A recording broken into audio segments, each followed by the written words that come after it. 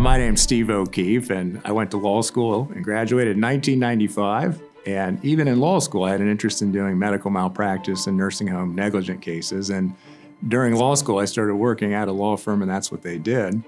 And when I graduated in 1995, I started working at a very large firm. I was in 17 states, and all we did was represent doctors, hospitals, nursing homes.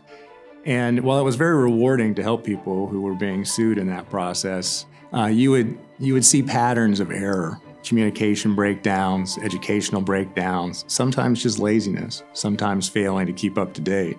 To have the opportunity to really change somebody's life fundamentally is what made me switch over to the plaintiff side. I had an opportunity on the defense side. You could see that when you settled a case, how it really improved somebody's life. It's not just money. Money gives us the opportunity to change our lives. And somebody who's been severely injured or lost a family member, it lightens their burden. It gives them the opportunity to stay home, whereas they might have to go into a facility. Part of this job is, unfortunately, you have an opportunity to meet people who have had terrible things happen to them.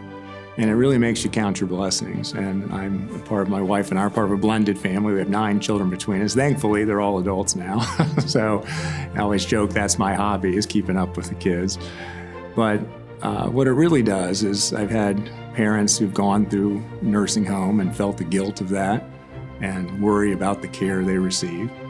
And I recognize that the love and things I cherish with my family, to lose that is something that's really, when I meet a client who's had that happen, it truly hits home.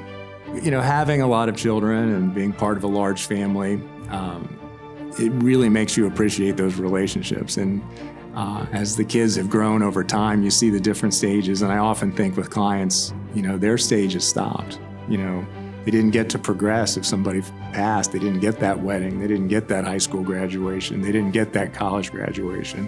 And it's heartbreaking.